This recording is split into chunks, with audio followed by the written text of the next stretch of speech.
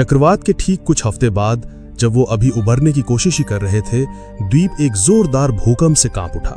जमीन ऐसे हिल रही थी जैसे फट जाएगी, पहाड़ टूटकर गिरने लगे और पेड़ जड़ से उखड़ गए। हर कोई अपनी जान बचाने के लिए इधर उधर भाग रहा था। ये भूकंप विनाशकारी था, लेकिन अनजाने में ये उनके उद्धार का कारण बनने वाला था। भूकंप के कारण विमान का जो मलबा सालों से एक ही जगह पड़ा था, वो अपनी जगह से खिसक गया और उसके नीचे दबे कुछ तार और उपकरण बाहर आ गए। किसी को नहीं पता था कि ये छोटी सी घटना उनकी 9 साल की पीड़ा का अंत लिखने वाली है। भूकंप के कुछ दिन बाद जब सब कुछ शांत हुआ तो इंजीनियर आर्थर वेंस यूं ही टूटे हुए मलबे का निरीक्षण कर रहा था। तभी उसकी नजर विमान के उस रेडियो पर पड़ी जो अब एक अलग कोण पर पड़ा था। उसी समय वैज्ञानिकों के अनुसार एक तीव्र सौर तूफान, जिसे सोलर फ्लेयर कहते हैं, उठा, जिसने पृथ्वी के चुंबकीय क्षेत्र को प्रभावित किया। ये एक दुर्लभ खगोलीय घटना थी। शायद इसी घटना के कारण या भूकंप से हिले तारों के जुड़ जाने से एक चमत्कार हुआ। आर्थर ने जब यूं ही रेडियो का एक स्विच दबाया तो उसमें से एक हल्की सी खरखराहट की आवाज आई। उसके दिल की धड़कन बढ़ गई। उसने कांपते हाथों से बैटरी के बचे कुछ तारों को जोड़ा और 9 साल में पहली बार रेडियो की हरी बत्ती जल उठी।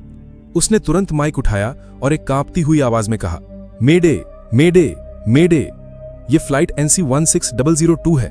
क्या कोई सुन रहा है?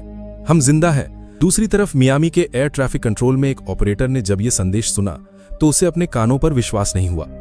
उसने सोचा कि ये कोई मजाक है, लेकिन जब आर्थर ने विमान का रजिस्ट्रेशन नंबर, कैप्टन का नाम और उड़ान की तारीख बताई तो पूरे कंट्रोल रूम में सन्नाटा छा गया। अमेरिकी सरकार ने तुरंत रेस्क्यू ऑपरेशन फिर से शुरू कर दिया। उस समय सैटेलाइट तकनीक इतनी उन्नत नहीं थी कि वे लोकेशन को ट्रैक कर सके। उन्हें बस इतना पता था कि विमान बर्मुडा ट्रायंगल के आसपास कहीं है। उन्होंने उस पूरे इलाके के एक एक द्वीप को फिर से छानने का फैसला किया। दूसरी ओर द्वीप पर मौजूद लोगों में आशा की एक नई किरण जाग उठी थी। वे दिन रात एक बड़ी आग जलाकर धुआं करते रहते ताकि बचाव दल उन्हें देख सके। एक सुबह जब द्वीप के बचे कुचे 82 लोग सोकर उठे तो उनमें से एक ने दूर क्षितिज पर एक छोटा सा धब्बा देखा। वो धब्बा धीरे धीरे बड़ा हो रहा था। वो एक जहाज था। वो एक अमेरिकी नौसेना का जहाज था जो उनकी तलाश में आया था। उस जहाज को देखते ही 9 साल का दबा हुआ दर्द, पीड़ा और इंतजार सब कुछ आंसुओं के सैलाब में बह निकला। लोग खुशी से चीख रहे थे, रो रहे थे, एक दूसरे को गले लगा रहे थे।